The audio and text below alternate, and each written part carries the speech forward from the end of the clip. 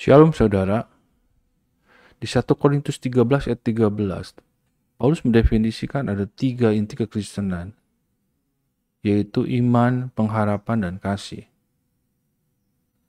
Iman dan kasih mungkin sering kita bahas, akan tetapi inti kekristenan pengharapan itu adalah sesuatu yang jarang kita bahas.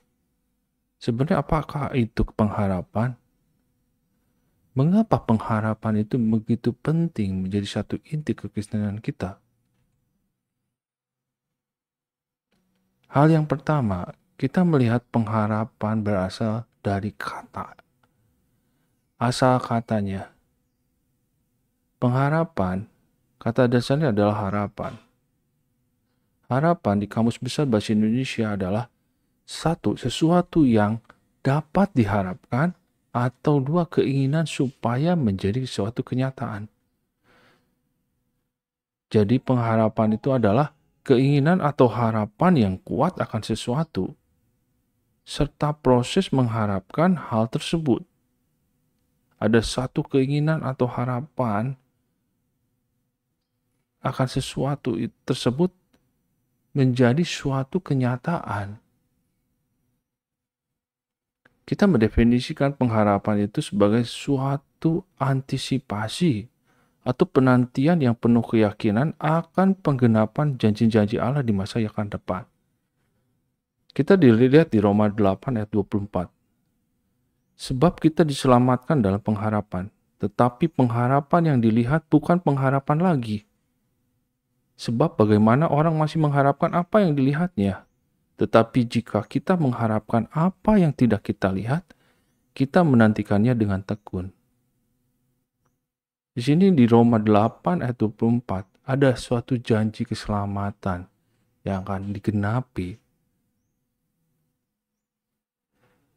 Akan tetapi pengharapan yang sudah terjadi mungkin bukan jadi suatu pengharapan lagi, akan tetapi itu menjadi suatu fakta. Di ayat 25, kita bisa mendefinisikan bahwa apa yang menjadi pengharapan kita itu adalah apa yang tidak kita lihat. Sesuatu yang akan terjadi di kemudian hari. Dengan begitu, dengan adanya pengharapan itu kita menantikannya dengan tekun. Jadi kita bisa mendefinisikan bahwa pengharapan itu adalah suatu antisipasi atau penantian.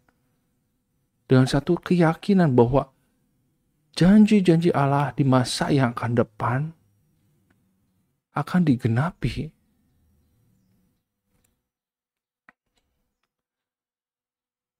Pertanyaan selanjutnya adalah, apakah beda iman dengan pengharapan? Iman dan pengharapan. Hal yang pertama, mungkin kita bisa bicara tentang fokus iman. Iman adalah percaya kepada Allah. Kita garis bawahi adalah kata percaya. Iman adalah percaya. Percaya kepada Allah dan janji-janjinya di saat ini. Jadi yang menjadi fokus dari iman itu adalah pribadi Allah itu sendiri, beserta janji-janjinya. Bedakan dengan fokus pengharapan. Pengharapan berfokus adalah penantian. Kita garis bawahi kata menantikan penggenapan. Jadi janji-janji Allah di masa yang akan depan akan digenapi. Oleh karena itu kita menantikannya. Itu yang menjadi fokus dari pengharapan. Kedua, dasar iman adalah karena mendengar firman Allah dan pengalaman pribadi dengan Allah. Iman timbul karena pendengaran akan firman Allah. Itu yang menjadi dasar bagaimana kita bisa percaya bahwa Tuhan itu hidup. Kita percaya akan janji-janjinya. Sedangkan dasar dari pengharapan adalah iman. Iman dalam artian kita percaya akan janji-janji Allah. Jadi dasar dari pengharapan karena kita yakin dan percaya bahwa Tuhan memiliki janji-janjinya. Dan kita meyakini bahwa janji-janji tersebut akan digenapi dalam kehidupan kita. Itu yang menjadi dasar apa yang menjadi pengharapan kita. Ketiga, iman diwujudkan melalui keyakinan dan tindakan. Misal ketaatan. Contoh, misal kita bicara tentang Abraham, bapak orang beriman. Abraham percaya bahwa Allah itu hidup. Percaya bahwa Allah memberikan janji-janjinya kepada dia. Karena kepercayaannya itu, karena keyakinannya itu, dia wujudkan dengan ketaatan. Dia tinggalkan Ur Kasdim. Dia mempersembahkan Ishak anaknya. Itu menjadi satu ketaatan atau wujud dari iman Abraham. Sedangkan pengharapan, kalau kita bicara tentang pengharapan, itu diwujudkan melalui kesabaran dan ketekunan dalam penantian. Kasus Abraham, dia diberikan janji bahwa keturunannya akan banyak seperti pasir di pantai atau bintang di langit. Dia belum mendapatkan penggenapan akan janji tersebut. Tapi dengan adanya pengharapan, dia mewujudkan bahwa janji itu akan digenapi di satu waktu. Jadi apa yang dilakukan oleh Abraham, dia tekun dan sabar untuk menanti janji-janji tersebut. Contoh iman. Kita percaya bahwa Yesus adalah Tuhan. Percaya bahwa pribadi Yesus adalah Tuhan. Iman. Kita garis bawahi kata percaya di sini. Percaya bahwa Yesus adalah Tuhan. Contoh pengharapan, kita menantikan kedatangan Yesus kembali dan janji kehidupan yang kekal. Kita lihat perbedaannya. Percaya berarti percaya kepada pribadi Tuhan dan janjinya. Pengharapan berarti menantikan penggenapan janji-janji tersebut. Ada dua hal yang mungkin membedakan antara iman dan pengharapan. Namun bukan berarti iman dan pengharapan itu adalah sesuatu yang tidak berhubungan. Iman dan pengharapan adalah dua sisi dari mata uang yang sama. Ibrani 11 ayat 1, kita lihat definisi dari iman. Iman adalah dasar dari segala sesuatu yang kita harapkan dan bukti dari segala sesuatu yang tidak kita lihat. Di sini kita lihat di Ibrani 11 ayat 1. Iman adalah dasar dari segala sesuatu yang kita harapkan. Iman merupakan dasar dari apa yang kita harapkan. Iman adalah dasar dari pengharapan. Jadi kalau bicara tentang hubungan antara iman dan pengharapan, tentunya kedua hal tersebut merupakan satu bagian yang berhubungan erat. Bicara tentang pengharapan berarti harus ada iman terlebih dahulu. Benar nggak? Kalau kita bisa bicara tentang iman, pengharapan, berarti harus ada kepercayaan akan janji-janji Tuhan. Oleh karena kita percaya, akhirnya kita bisa menantikan janji-janji tersebut digenapi. Oleh karena itu, iman dan pengharapan itu adalah dua sisi dari mata uang yang sama. Kalau kita bicara tentang iman dan pengharapan itu berarti memiliki hubungan yang begitu eratnya. Tidak bisa kita pisahkan antara iman dan pengharapan tersebut. Poin-poin penting tentang pengharapan. Hal pertama, Allah adalah sumber pengharapan dan pengharapan tersebut adalah karunia Allah melalui Roh Kudus. Roma 15 ayat 13. Semoga Allah sumber pengharapan memenuhi kamu dengan segala sukacita dan damai sejahtera dalam iman kamu, supaya oleh kekuatan Roh Kudus kamu berlimpah-limpah dalam pengharapan. Di sini kita melihat dengan jelas bahwa Allah adalah sumber pengharapan. Itu tidak bisa kita pungkiri. Karena kita bicara tentang pengharapan berarti kita bicara tentang janji-janji Allah. Oleh karena itu sumber pengharapan tentunya berasal dari Allah itu sendiri. Oleh kekuatan Roh Kudus kamu berlimpah-limpah dalam pengharapan.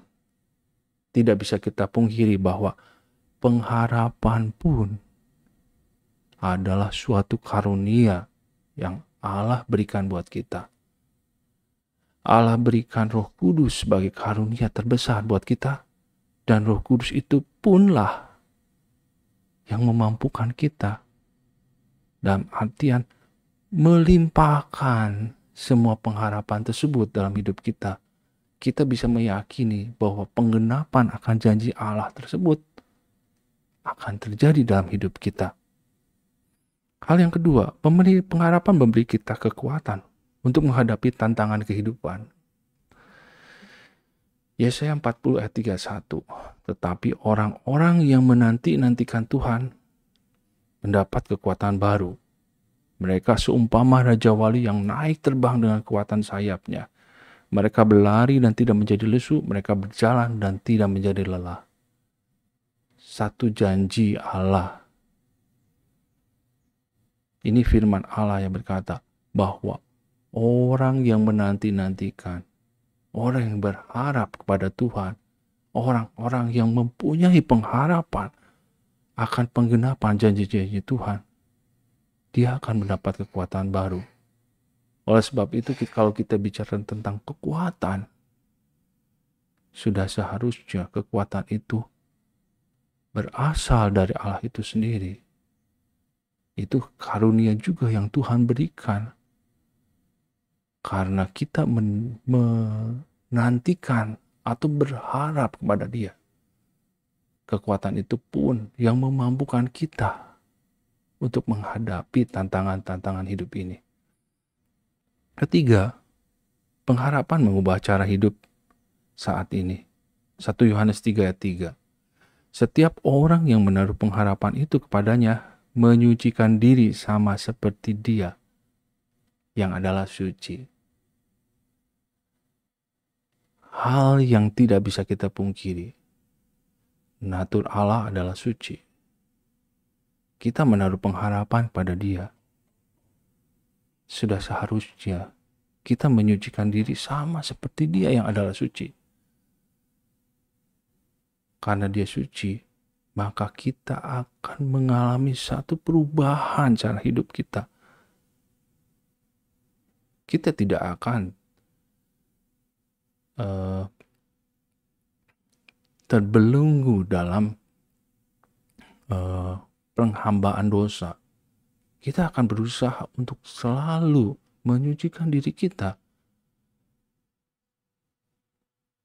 Kita akan hidup seperti apa yang Tuhan mau, keserupaan dengan Kristus. Keserupaan dengan Kristus berarti kita juga akan menyucikan diri sama seperti Dia. Keempat, pengharapan membuat kita mengerti tujuan hidup kita. Ibrani 6 ayat 19, pengharapan itu adalah sau yang kuat dan aman bagi jiwa kita yang telah dilabuhkan sampai ke belakang tabir. Pengharapan adalah suatu sau atau jangkar. Jangkar bertugas untuk membuat sebuah kapal tidak akan terombang-ambing oleh ombak dari lautan. Dia akan tetap berada di satu titik di mana jangkar itu dilabuhkan. Oleh karena itu, kalau kita bicara tentang pengharapan yang adalah sebuah jangkar, berarti dengan pengharapan tersebut, dengan penantian akan penggenapan janji Allah tersebut, membuat kita meyakini janji-janji tersebut merupakan tujuan dari hidup kita di masa yang akan datang. Janji-janji tersebut adalah apa yang menjadi arti dari kehidupan ini. Jadi kita tidak akan terombang-ambing dengan mengerti arti pengharapan tersebut. Kita akan tetap di satu titik di mana kita akan dengan sabar menanti penggenapan akan janji-janji Allah tersebut. Terakhir, Allah memiliki rencana yang penuh pengharapan bagi umatnya. Ini suatu hal yang luar biasa menurut saya. Kita lihat di Yeremia 29 ayat 11. Sebab aku ini mengetahui rancangan-rancangan apa yang ada padaku mengenai kamu. Demikianlah firman Tuhan, yaitu rancangan damai sejahtera dan bukan rancangan kecelakaan, untuk memberikan kepadamu hari depan yang penuh harapan. Satu janji yang Tuhan berikan pada Israel waktu itu. Ini juga yang menjadikan janji buat kita, Israel rohani.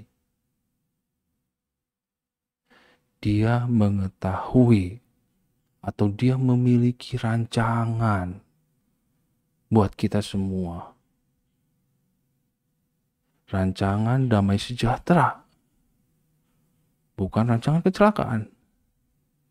Dengan rancangan-rancangan tersebut yang Tuhan tentukan untuk hidup kita, rancangan tersebut memberikan hari depan yang penuh harapan buat kita.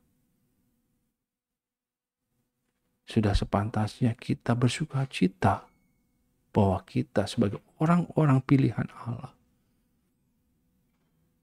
kita memiliki hari depan yang penuh harapan. Allah tidak tinggal diam. Allah selalu memiliki rencana yang penuh pengharapan bagi setiap umatnya. Puji Tuhan. Saya cukupkan sekian. Tuhan Yesus memberkati kita semua.